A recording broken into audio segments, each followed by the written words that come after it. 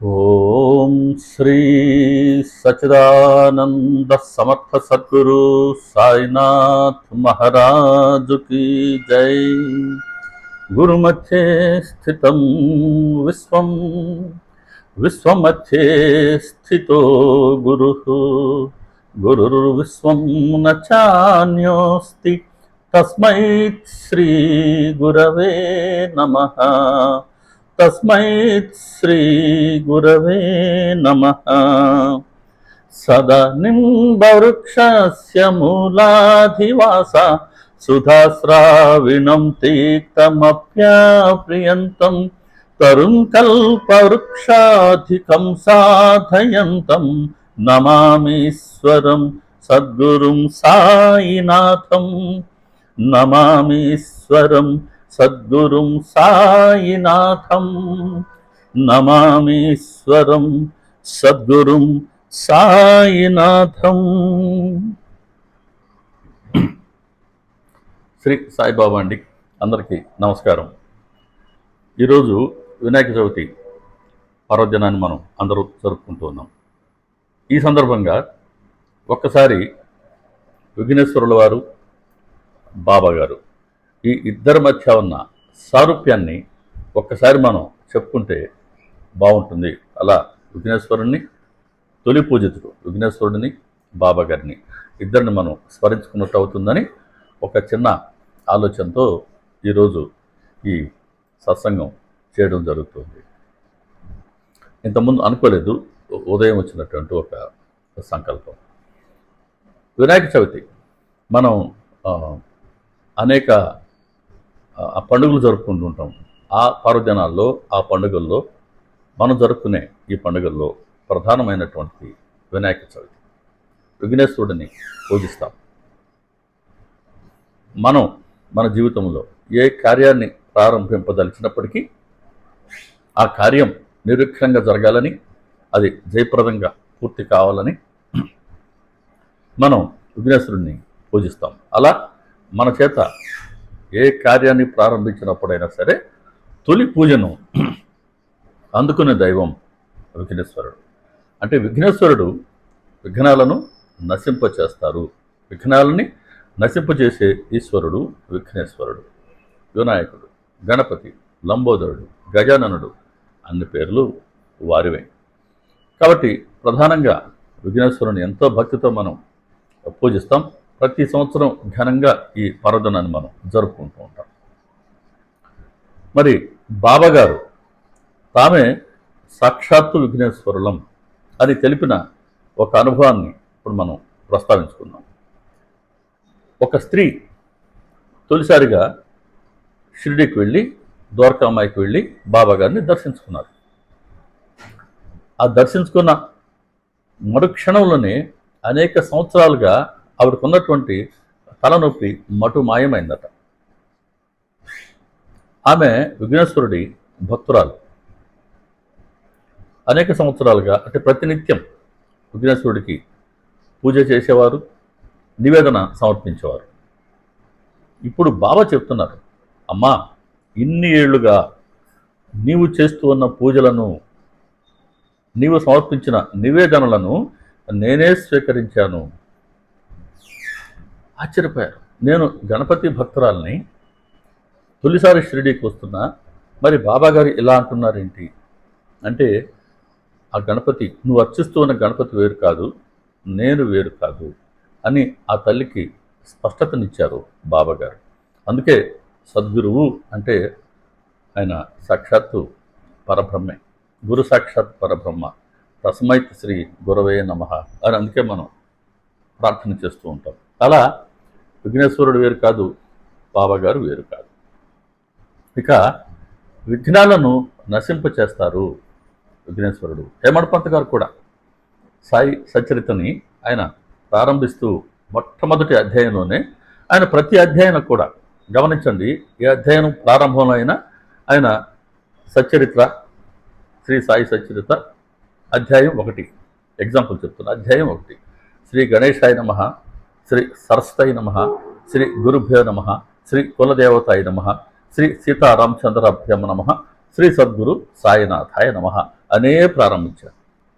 అంటే తొలిసారి ఆయన విఘ్నేశ్వరుడినే ఆయన స్మరించుకున్నారు. ఆయన చెప్తున్నారు మంగళాచరణం మొదటి అధ్యాయాన్ని ప్రారంభించినప్పుడు కూడా, అయ్యా గజానన, ఈ రచనా కార్యక్రమం, ఈ కార్యం నిర్విఘ్నంగా జరిపించండి, ఇది జయప్రదంగా పూర్తి చేయండి, విఘ్నాలన్నింటినీ మీ కాలి అంజలి కింద మీరు నలిపేసి తొలగిస్తారు. కాబట్టి సాయే గజాననుడు అయిన గణపతి అని కూడా ఆయన అందులో పేర్కొంటారు. కాబట్టి విఘ్నేశ్వరుడు విఘ్నాలను నశింపచేస్తారు. ఇక బాబాగారు తమ భక్తులకు ఎదురయ్యే విఘ్నాలను, ఆయన సర్వజ్ఞులు కనుక మనకు ఎదురయ్యే ప్రమాదాలనండి, లేకపోతే ఆపదలనండి, లేకపోతే గండములనండి, వీటన్నిటినీ ఆయన ముందుగానే తెలుసుకుని సమయానికి సరిగ్గా హెచ్చరిస్తారు. వారి మాట విన్నవారు పూర్తిగా రక్షింపబడ్డారు. మాట వినని వారు కొన్ని ఇబ్బందుల్ని ఎదుర్కోవడం జరిగింది. చాలా టూకీగా ఆ లీలల లోతుకి వెళ్లకుండా సందర్భాన్ని మాత్రం ప్రస్తావించుకుందాం ఈరోజు ఈ కార్యక్రమంలో. ఎందుకంటే ఈరోజు కోణం ఏంటి? విఘ్నేశ్వరుడికి బాబాగారికి మధ్య ఉన్న సారూప్యత. బాబాగారు ఏ మేరకి స్ఫురణ ఇస్తారో ఆ మేరకి మనం చెప్పుకుందాం. తాత్యా పాటిల్ బాబాగారికి మేనలుడు లెక్క. కారణం, తాత్యా పాటిల్ బాయిజాబాయి గారి కుమారుడు. బాయిజాబాయి బాబాగారిని ఈ అబ్బాయి నా సోదరుడు అన్నారు. బాబాగారు కూడా అవును ఈమె నా సోదరి అన్నారు. ఆ ఇద్దరి మధ్య అదే ప్రేమ ఉండింది. మరి అటువంటి బాయిజాబాయి పుత్రుడు మన తాత్యా పాటిల్. కాబట్టి బాబాగారిని మామా మామా అని పిలిచేవారు. ఎంత అదృష్టం ఉండాలి భగవంతుడిని మామా అని పిలిచి, ఆయన వీపెక్కి ఆయనతో ఆడుకుని, ఆయన కోపడి, ఆయన గిచ్చి గిల్లి ఎంత సన్నిహితంగా ఉన్నాడో తాత్యా పాటిల్ బాబాగారితో, భగవంతుడితో. మనం చూసాం 14 ఏళ్ల పాటు ఆయన బాబాగారితో, మాంసపతి గారితో కలిసి ద్వారకామాయిలో శయనించేవారు అని కూడా మనం సచ్చరిత్రలో చెప్పుకున్నాం. అటువంటి తాత్యా పాటిల్ కోపరగాంలో ప్రతి వారం ఒక సంత జరిగేది. ఆ సంతకి వెళ్ళాలి అనుకున్నారు. మనకు తెలిసిందే, షిరిడి నుంచి వెళ్ళాలి అని అంటే దానికి బాబాగారి అనుమతి తప్పనిసరి ఎవరికైనా కూడా. హడావిడిగా టాంగా మాట్లాడుకున్నాడు, వచ్చేసాడు. టాంగా బయట పెట్టారు, మసీదు బయట. బాబా వెళ్ళొస్తాను బాబా అని పాద నమస్కారం చేసి వెళుతూ ఉన్నాడు. అంటే బాబాగారి సంపూర్ణ అనుమతి లభించలా. ఏది సంపూర్ణ అనుమతి బాబాగారిది అంటే ఆయన ఆశీర్వదించాలి, ఆయన ఊది మొదట పెట్టాలి, అద్దాలి, వెళ్ళిరా అని ఆయన అనుమతించాలి. ఈ 3 జరిగితేనే బాబాగారి సంపూర్ణ అనుమతి లభించినట్టు. కానీ సంతకి వెళ్ళేందుకు చాలా హడావిడిగా ఉన్నాడు తాత్యా పాటిల్. అందుకని వెళ్ళొస్తాను బాబా అని పాద నమస్కారం చేసి చల్లగా వెళ్ళబోతున్నాడు. ఈ హడావుడిని గుర్తించారు బాబా సర్వజ్ఞులు. సంతకి ఇంకోసారి వెళ్ళవచ్చులే, ఈరోజు ఊరు నువ్వు దాటవద్దు, ఊరు బయటకు వెళ్ళవద్దు అని చెప్పారు. కానీ మాట వినల, వెళ్ళబోతున్నాడు. మళ్ళీ చెప్పారు బాబాగారు, సరే శ్యామ నీ వెంట పెట్టుకుని వెళ్ళు అన్నారు. శ్యామ ఉన్నారు అని అంటే కూడా బాబాగారు ఉన్నట్టే అనేకమైనటువంటి లీలలు, భక్తుల అనుభవాలు మనం సచ్చరిత్ర నిండుగా దర్శించుకోవచ్చు. శ్యామాని వెంట పెట్టుకెళ్ళు అని బాబాగారు చెప్పినప్పటికీ దాన్ని కూడా వినలేదు మన తాత్యా పాటిల్, వెళ్ళిపోయాడు. వెళ్తూ ఉంటే సావుల్ విహిర్ బహుశా 3 మైళ్ళు, ఇఫ్ నాట్ మ్యాక్సిమం 4-5 కిలోమీటర్ లోపలే ఉంటుంది మన షిరిడి నుంచి కోపరగావ్ వైపు.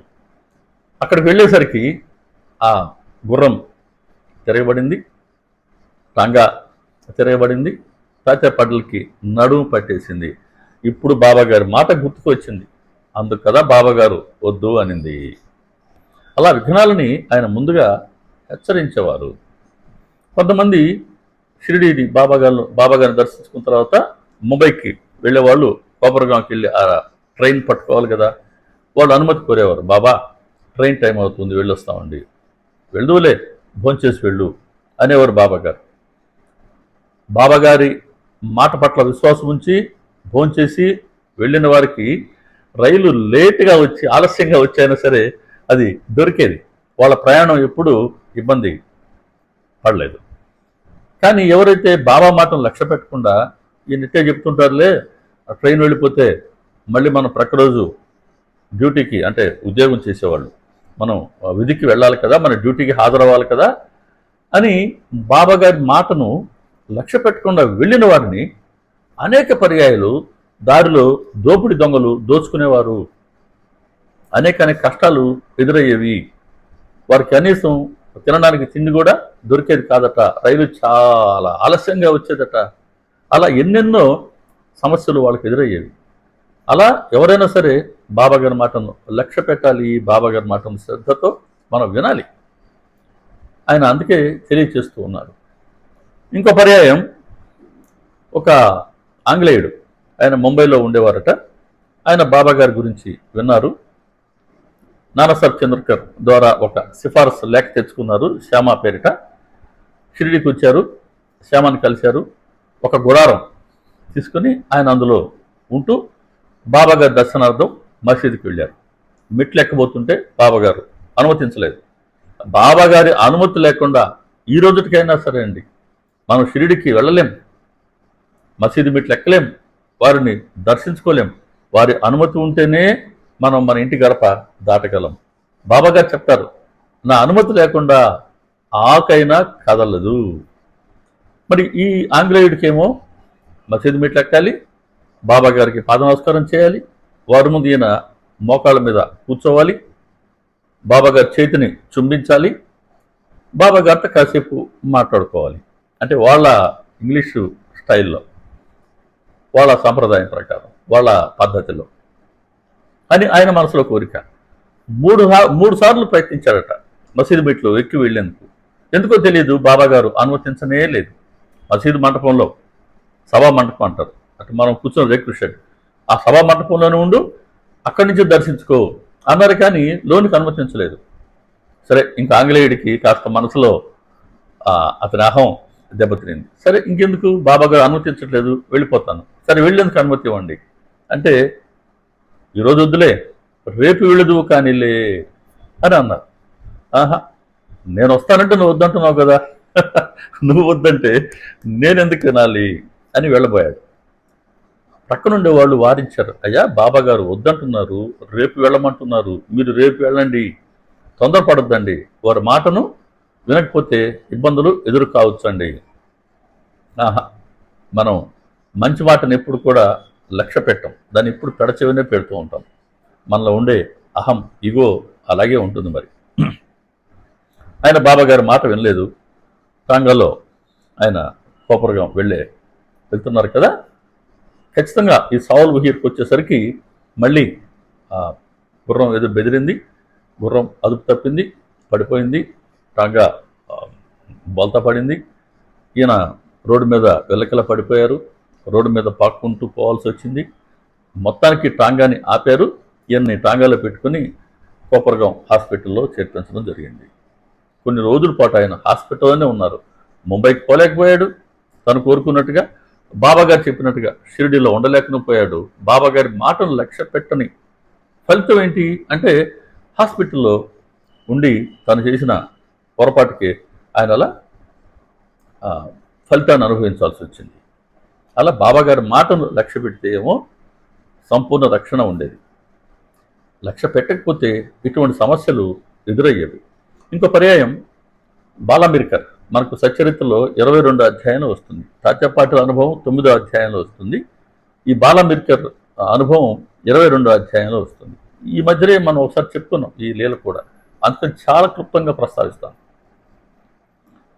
బాలాంబేద్కర్ ఆయన కోపరగాంలో ఒక రెవెన్యూ ఆఫీసర్, ఇప్పుడు మన తహసీల్దార్, మామూలుదారు స్థాయి అధికారి. ఆయన ఛత్రికి వెళ్తున్నారు. అక్కడికి పై అధికారులు వస్తున్నారు, వాళ్ళతో సమావేశం ఉంది అక్కడ. ఈయన ఛత్రికి వెళ్ళాలి.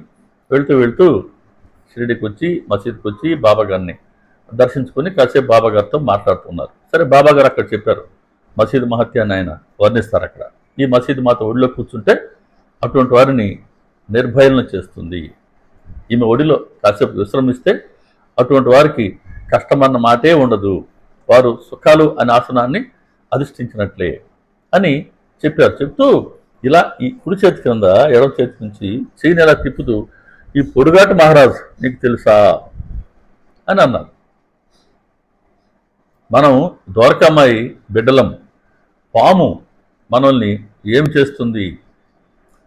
రక్షించే వారి శక్తి ముందు సంహరించే వారి శక్తి ఏ పాటిది అని అన్నారు. సరే, ఈయన బాబాగారు అనుమతి తీసుకుని వెళ్తూ ఉన్నారు. వెళ్తుంటే బాబాగారు శ్యామాని పిలిచారు. శ్యామ, అతని వెంట నీవు కూడా ఛత్రికి వెళ్ళు, చాలా బాగుంటుంది. సరే శ్యామ, అయ్యా బాబాగారు మీతో పాటు ఛత్రికి వెళ్ళమన్నారండి, నేను కూడా వస్తానంటారు. సరే, ఆయన అంటే నా కోసం తోడుగా పంపిస్తున్నారు బాబా అనుకుని, అయ్యా అంత దూరం మీరెందుకు, ప్రయాణం చాలా కష్టం అండి, అయినా అక్కడికి మీరు వచ్చి చేసేది ఏముంటుంది అని ఆయన అన్నారు. శ్యామ వెళ్ళి బాబాకి చెప్తారు. సరే, అతను ఆ మాట అన్నాడా? అయితే సరే, మనం ఎవరి గురించి అయినా మంచిగానే ఆలోచించాలి, యోగ్యమైన దానినే ఉపదేశించాలి. అయినా ఎవరి కర్మ ఎలా ఉందో అలా తప్పకుండా జరిగి తీరుతుంది అని బాబా అన్నారు. సరే, బాబా ఈ మాట అన్నాక ఏదో బాబాగారు ఏదో సూచిస్తూ ఉన్నారే అని మిరికర్ మనసు గ్రహించింది. అప్పుడు శ్యామతో, సరే రండి శ్యామ మీరు కూడా అన్నారు. ఇప్పుడు శ్యామ వెళ్ళలేదు. కారణం ఏంటి? బాబాగారు వెళ్ళిరా అంటే మీరు వద్దన్నారండి, ఇప్పుడు మీరు రమ్మంటున్నారు, దీనికి బాబాగారు అనుమతి కావాలి అని వెళ్ళి మళ్ళీ బాబాని అడిగారు. సరే, బాబాగారు నవ్వుతూ, సరే ఆయన రమ్మంటున్నాడా, వెళ్ళిరా. ద్వారకమ్మాయి, ద్వారకమ్మాత తన మాటను నిలబెట్టుకోదా. తల్లికి బిడ్డల పట్ల అత్యంత ప్రేమ, కానీ బిడ్డలకి తల్లి పట్ల విశ్వాసం లేకపోతే తల్లి ఎలా రక్షిస్తుంది? బాబాగారి ద్వారా, గురుమాత ద్వారా మనం రక్షణ పొందాలి అని అంటే మన ప్రధానమైనటువంటి అర్హత బాబాగారి పట్ల విశ్వాసం, విశ్వాసం, విశ్వాసం. ఇక రెండోది లేదు. సరే, శ్యామ కూడా ఛత్రి వెళ్ళారు. ఇద్దరు అక్కడ ఆంజనేయ స్వామి గుడిలో వీరికి విడిదిచ్చారు. అక్కడ వీళ్ళు రాత్రి బస చేశారు. పరుపులు చాప వేశారు, పరుపులు వేశారు. ఆయన పరుపు మీద పండుకొని అప్పట్లో ఉండే వార్తాపత్రికని చదువుతూ ఉన్నారు. మిరికర్ చాలా దుప్పటి కప్పుకున్నారు. పాము ఎలా వచ్చిందో అలా వచ్చి ఆయన నాభిస్థానం పైన అలా కూర్చునింది. పాము ఇటు ఉంది, మిరికర్ ఎలా ఉన్నారు, మధ్యలో పేపర్ అడ్డు. శ్యామ గమనించారు. బాబా, ఏంటి ఇలాంటి విఘ్నాన్ని మీరు కలిగించారు, దీన్ని మీరే తొలగించండి అన్నారు, ప్రార్థించారు. సరే, పాము క్రిందకి దిగింది, పాముని చంపేశారు. అలా మిరికర్ని బాబాగారు రక్షించారు. మిరికర్కి ఇప్పుడు అర్థమైంది ఎందుకు బాబాగారు ఇలా, ఈ పొడుగడ్డ బాబా తెలుసా, చాలా భయంకరంగా ఉంటుంది, అయినా ఆ పాము మనల్ని ఏం చేస్తుంది, మనం ద్వారకమ్మాయి బిడ్డలం. ఆహా, చూడు బాబాగారు ఎంత సర్వజ్ఞులు, నేను వద్దు అంటున్న శ్యామని నాతో పంపించి నన్ను ఈ విఘ్నం నుండి, ఈ పాము గండం నుండి కాపాడారు అని అక్కడి నుంచి బాబాగారికి ఆయన ఎంతో ప్రేమతో భక్తితో మనం నమస్కరించుకున్నారు. అలా బాబాగారు ఆ విఘ్నాన్ని తొలగించారు. ఇంకో పర్యాయం నానాసాహెబ్ డెంగ్లే అనే ఒక జ్యోతిష్యుడు షిరిడీ కూర్చుంటే ఆయన బుట్టి గారిని కలిశారు. బుట్టి మన సమాధి మందిరాన్ని నిర్మించినటువంటి భాగ్యవంతుడు. భాగ్యవంతుడు అంటే not in terms of wealth, ఆయన సంపద గురించి కాదు. అక్కడ భగవంతుడు శరీరాన్ని, భగవంతుడు ఒక మానవ శరీరంతో అవతరిస్తే ఆ శరీరాన్ని సమాధి చేయటానికి ఆ భవనం వినియోగించబడింది అని అంటే ఆ భక్తుడి అర్హత ఎంతటిదో ఒక్కసారి ఊహించుకోండి. అందుకు భాగ్యవంతుడు అన్నాం. ఆ బుట్టి గారు చెప్పారట, అయ్యా ఈరోజు మీకు పాము గండం ఉందండి, చాలా జాగ్రత్తగా ఉండండి. ఇంకా సాధారణంగా ఎవరైనా ఇట్లా చెప్తే మనసులో ఆ భయం ఉండనే ఉంటుంది. సరే, మసీదుకి వెళ్ళారు. బుట్టి బాబాగారి సన్నిధిలో రోజువారీ యథావిధిగా కూర్చున్నారు. అప్పుడు బాబా అన్నారు, ఏంటి ఈ నాన్న నిన్ను బెదిరిస్తూ ఉన్నాడా, నన్ను ఎలా చంపుతావో చంపు చూద్దాం అని అతడితో సవాల్ చేయి, నేనున్నాను, మనం ద్వారకామాయి బిడ్డలం, ద్వారకామాయి బిడ్డలం అండి మనం, అంతే. అది ఆ అర్హత చాలు. అన్ని రకాలుగా వారు రక్షించుకుంటారు. కాకుంటే కాస్త ఎరుకలో ఉండి బాబాగారు చెప్పినట్లుగా మనం ప్రవర్తించాలి. ఆ ప్రవర్తించే ప్రయత్నం చేస్తూ ఉండాలి. అదే బాబా గారు కోరుకునేది.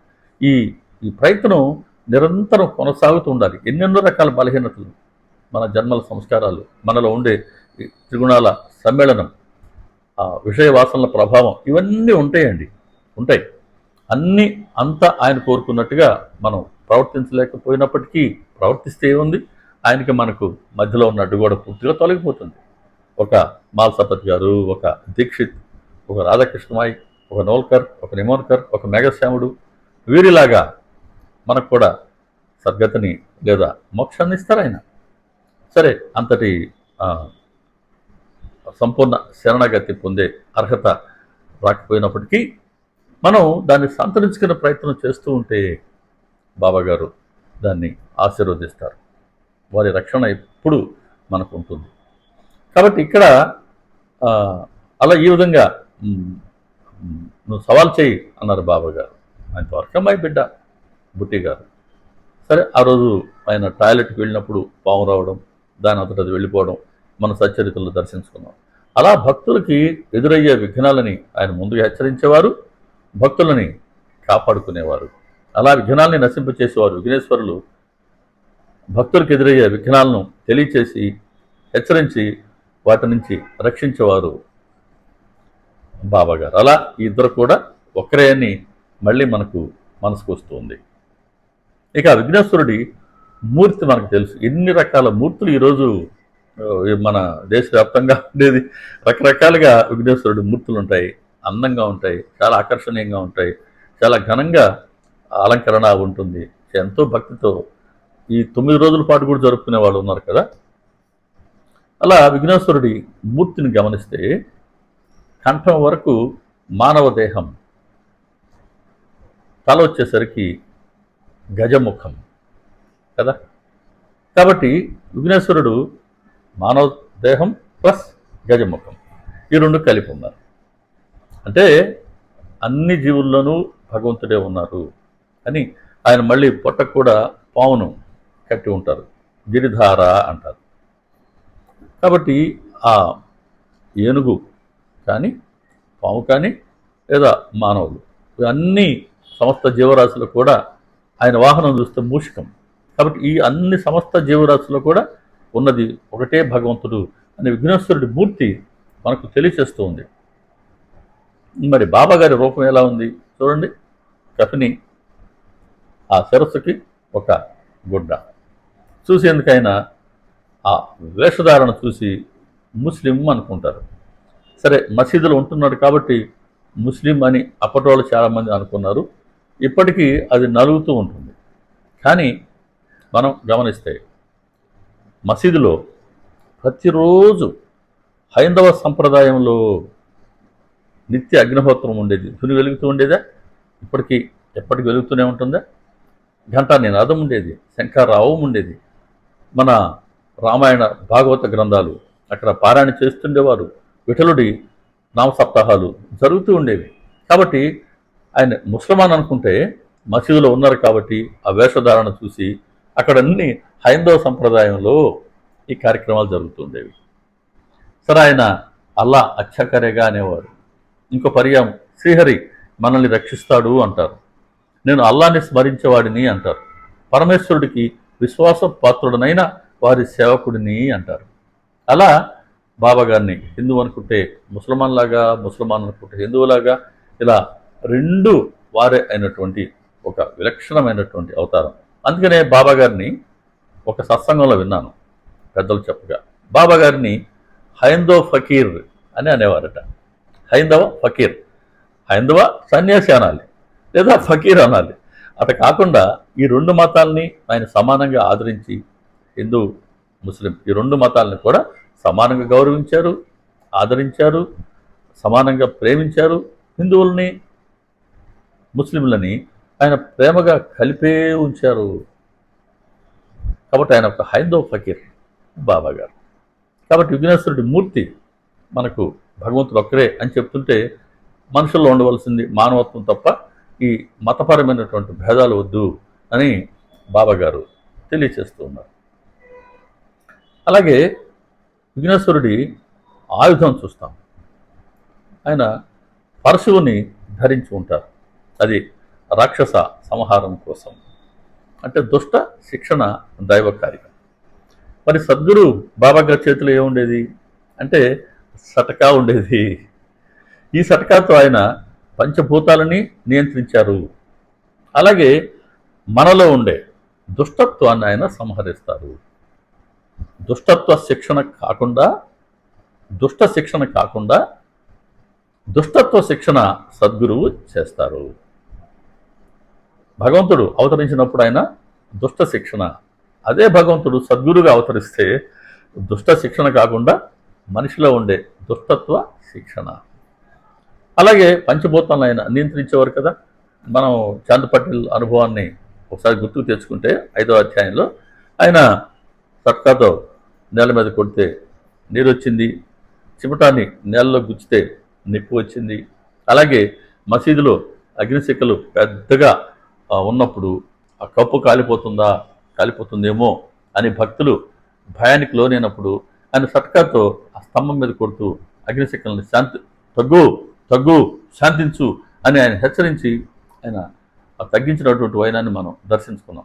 అలాగే జర టైరో కాస్త ఆగు అని ఒక్కసారి కేక వేసి ఒక ప్రచండమైన తుఫాన్నే బాబాగారు ఆపిన సందర్భాన్ని కూడా మనం 11వ అధ్యాయంలో దర్శించుకున్నాం.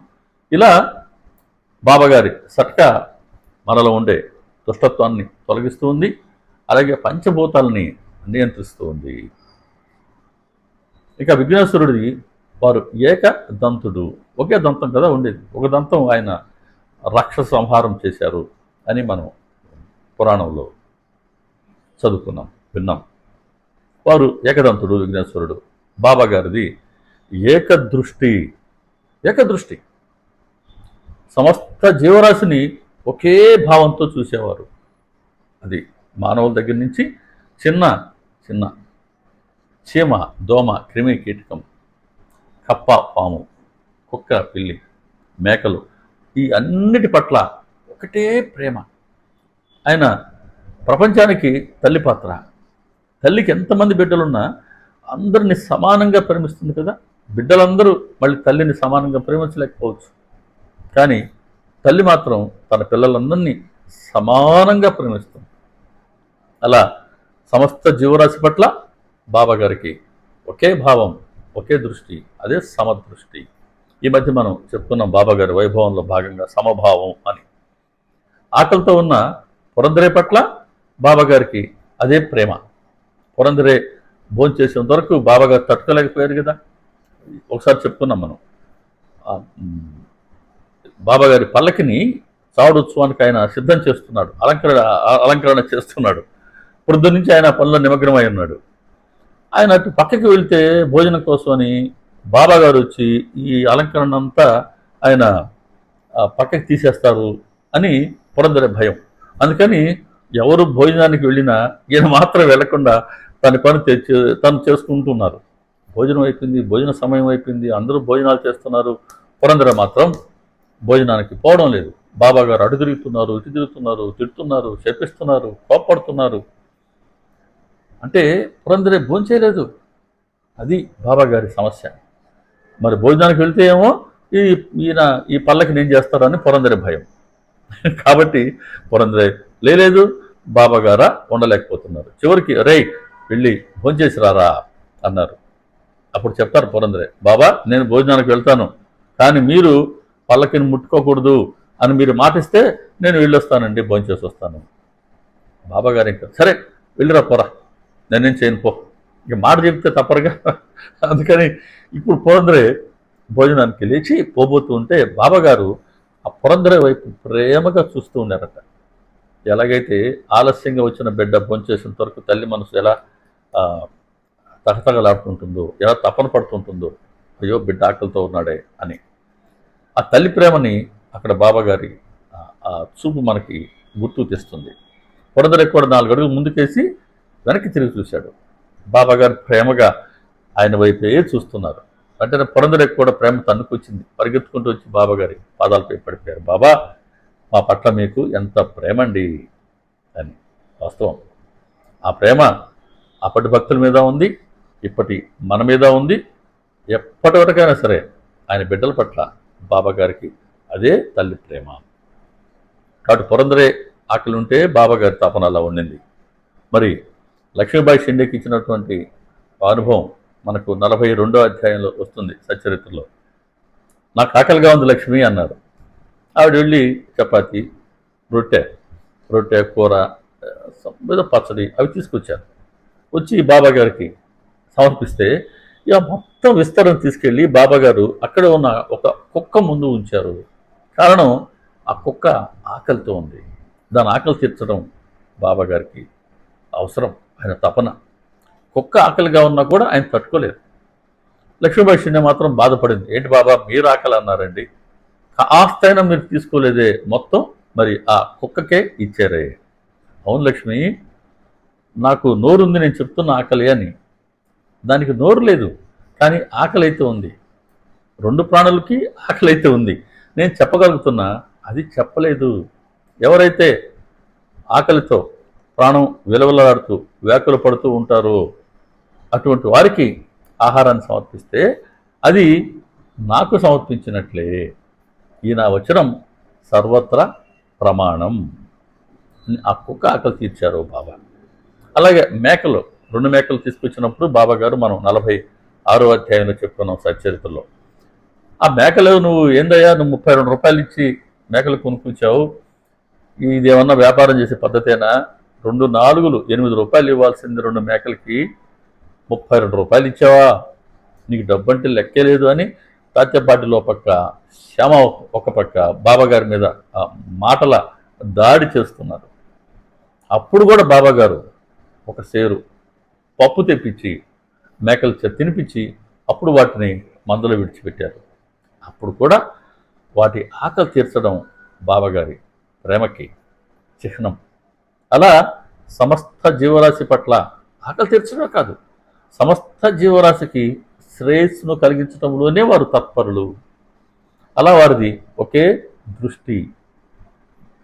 ఇక విఘ్నేశ్వరుడి వాహనం చూస్తే మూషిక వాహనం. విఘ్నేశ్వరుడ భారీ శరీరంతో ఉంటారు, మూషికమా చిన్నది. మరి ఇంత భారీ శరీరాన్ని ఒక మూషికం ఎలా మోస్తుంది? కానీ అక్కడ ఆ మూషికానికి ఈ భగవంతుడికి సేవ చేసుకోవాలి అని అంటే అవసరమైంది తనకు కూడా భారీ శరీరం కాదు, భగవంతుడికి సేవ చేయాలి అనే ఆ సేవా తపనను, భగవంతుడి పట్ల భక్తి, ఇది మాత్రమే విఘ్నేశ్వరుడు గమనించారు. కాబట్టే ఆ మూషికము విఘ్నేశ్వరుడు వాహనంగా ఉన్నది. ఇక్కడ అంటే భగవంతుడు కోరుకునేది కేవలం భక్తిని మాత్రమే అని విఘ్నేశ్వరుడు తత్వం చెప్తుంది. శ్రీకృష్ణ పరమాత్మ కూడా ఒకసారి మనం ఆ తులాభారం ఆ దృశ్యాన్ని కనుక మనం గుర్తుకు తెచ్చుకుంటే, శ్రీకృష్ణుల వారు త్రాసులో ఒక పళ్ళెంలో కూర్చున్నారు. సత్యభామాదేవి తన సంపదనంతా తీసుకొచ్చి ఇంకో త్రాసులో ఇంకో 2వ పళ్ళెంలో ఉంచారు. ఏమన్నా తూగిందా? తూగలేదు. చివరికి రుక్మిణీదేవి వచ్చి భక్తితో నమస్కరించుకుని చిన్న తులసి దళాన్ని ఆ పళ్ళెంలో ఉంచితే భగవంతుడు తూగారు. అంటే భగవంతుడు ఏం కోరుకుంటున్నాడు? ఈ నగలు, ఆభరణాలు, సంపద కాదు, మన హృదయంలో వారి పట్ల ఉండే భక్తి ప్రేమని మాత్రమే గమనిస్తారు. దానికి ఆయన లోపడతారు. బాబాగారు కూడా మన నుంచి ఆయన ఏం కోరుకుంటున్నారు? మనకు ఇప్పుడు బాబాగారి వాహనం ఏంటి? బాబాగారి ఏం వాహనం లేదు, కానీ బాబాగారి నివాసం ఎక్కడ? మన హృదయంలో. అపరిమితమైన భక్తి ఉన్న చోటనే నా నివాసం అన్నారు. అంటే మనలో ఆయన పట్ల ఉన్న భక్తి ప్రేమను బట్టే ఆయన మన హృదయంలో ఉంటారు. బాబాగారు సర్వ హృదయవాసి అని అంటారు. కాబట్టి మన హృదయంలో ఉన్నారు ఆయన. అంటే వారిని మోయడం కాదు, మన భారాన్ని ఆయన మోస్తున్నారు. ముష్కమేమో విఘ్నేశ్వరుని మోస్తుంది. బాబాగారు తమను ఎవరైతే ఆశ్రయిస్తారో మనం గనక వారి పాదాల దగ్గర మన భారాన్ని మోపితే ఆయన మన భారాన్ని మోస్తున్నారు. సద్గురు కార్యం అది. కాబట్టి మన భారం వహించాలి, మనకు రక్షణ కల్పించాలి, మనలో ఉండే దుష్టత్వాన్ని తొలగించాలి, మనల్ని ఉద్ధరించాలి. ఇది సద్గురువుగా బాబాగారి అవతార కార్యం. కాబట్టి మనం భారం మోపితే బాబాగారి పట్ల భక్తి విశ్వాసాలతో ఆయన మన భారాన్ని అలా మోస్తారు. కాబట్టి బాబా గారికి ఆసనం ఏంటి అని అంటే వారి పట్ల మన హృదయంలో ఉండే విశ్వాసమే వారు కూర్చోవటానికి ఆసనం. కాబట్టి మనకు వారి పట్ల ఉండే విశ్వాసమే బాబా గారు కూర్చునేందుకు ఆసనం. ఇక విఘ్నేశ్వరుడికి ప్రియమైనవి ఏంటి? ఇదిగో ఈరోజు మనందరం సమర్పించాం కదా, కుడుములు, ఉండ్రాళ్ళు, ఇంకా రకరకాల ఆహార పదార్థాలు, రకరకాల పండ్లు. అఫ్కోర్స్ ఇవన్నీ వారికి సమర్పించి వారి పేరు చెప్పుకుని తినింది మనమే కదా. సరే, భగవంతుడి ప్రసాదం కాబట్టి మనం స్వీకరిస్తాం, చాలా మంచిది అది. కాబట్టి విఘ్నేశ్వరుడికేమో కుడుములు, ఉండ్రాళ్ళు ప్రీతిపాత్రం అని మనం విశ్వసిస్తాం. మరి బాబా గారికి ఏది ప్రీతిపాత్రం?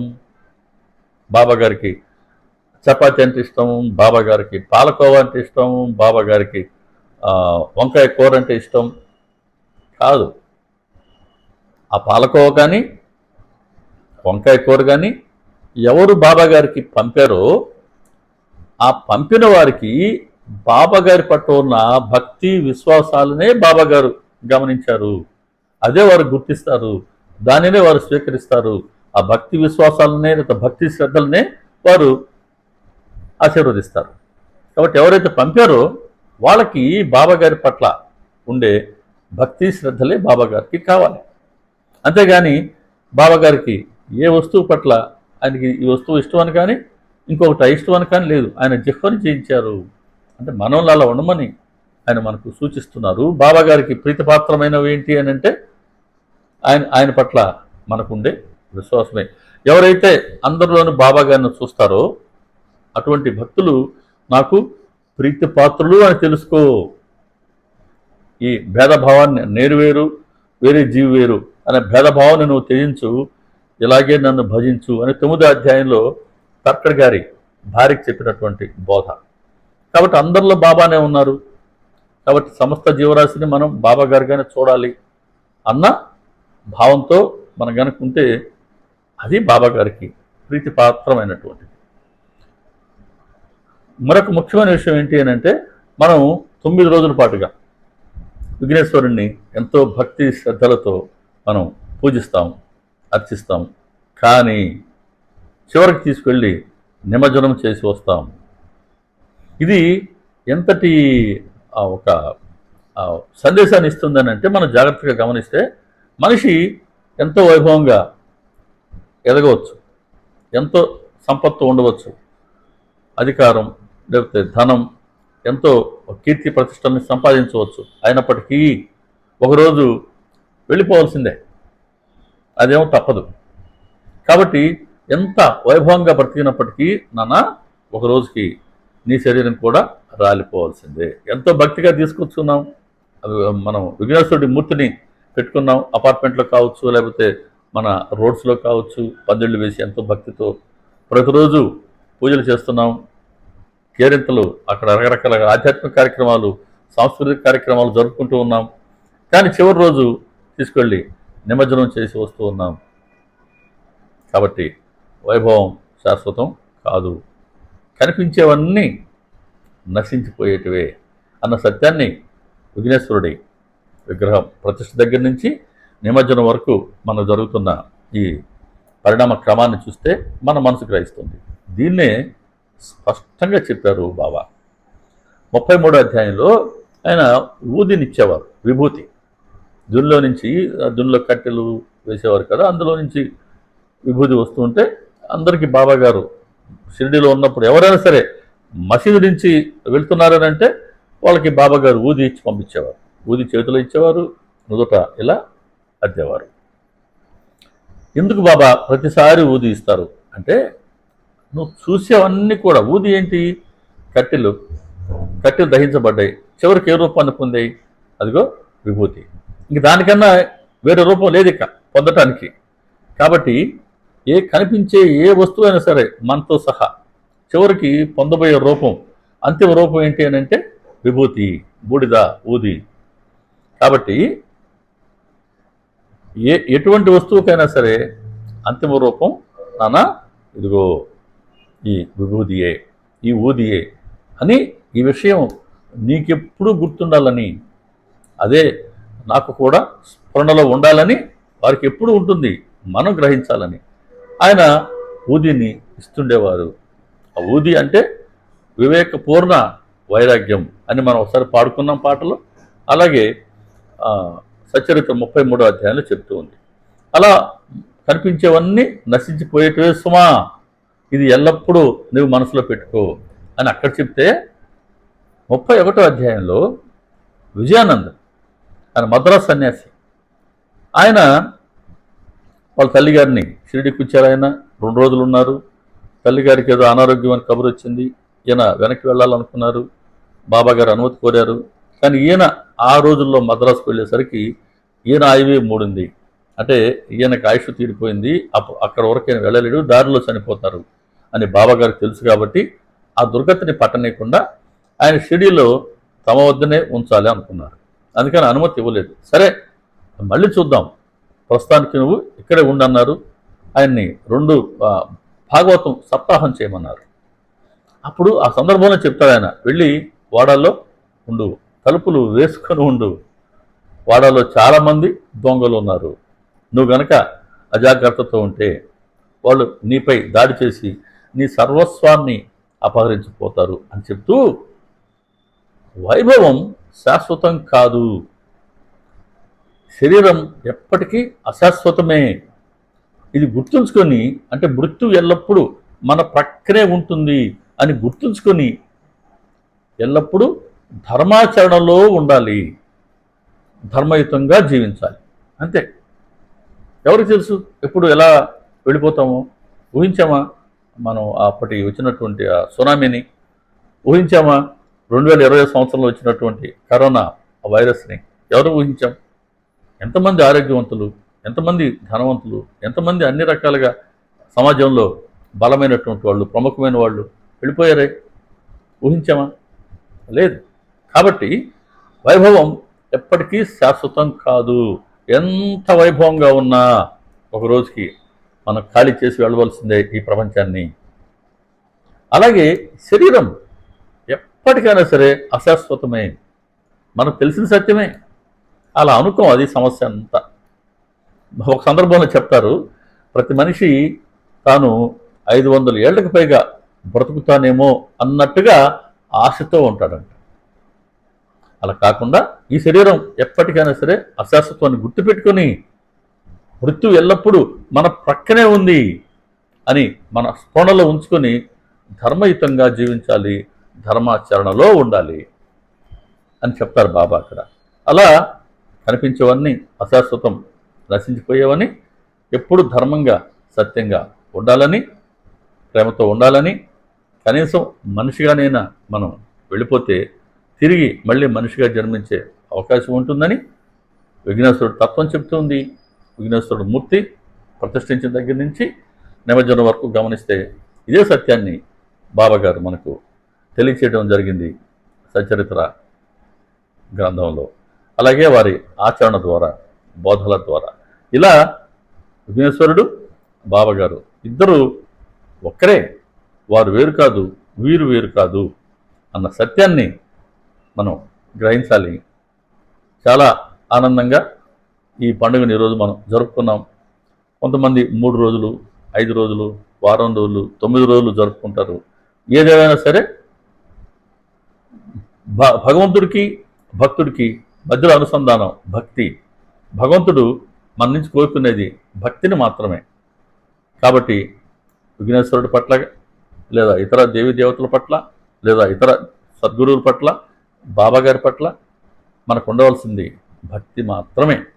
అదే భక్తితో మనం ఏ దేవీ దేవతల్ని ఆశ్రయించినా, అర్చించినా, ఏ సద్గురువును మనం ఆశ్రయించినా, బాబాగారిని ఆశ్రయించినా ఫలితం ఇచ్చే భగవంతుడు మాత్రం ఒక్కరే. అందుకే సబ్కా మాలిక్ ఏక్ అని బాబాగారు ఎన్నోసార్లు మనకు తెలియచేయడం జరిగింది. కాబట్టి భగవంతుడు ఒక్కరే అన్న సత్యాన్ని మనం గుర్తుంచుకొని మన మనసు, మన నమ్మకాన్ని బట్టి, మన పొందే అనుభవాలను బట్టి ఒక్కొక్కరికి ఒక్కొక్క దేవీ దేవతల పట్ల విశ్వాసం ఉండొచ్చు. కొంతమందికి బాబాగారు అనొచ్చు, రాముడు, కృష్ణుడు, వెంకటేశ్వర స్వామి, ఈశ్వరుడు, అమ్మణ్ణి, విఘ్నేశ్వరుడు, ఆంజనేయ స్వామి, కొంతమంది జీసస్ క్రీస్తు, కొంతమంది అల్లా, ఎవరైనా కావచ్చు.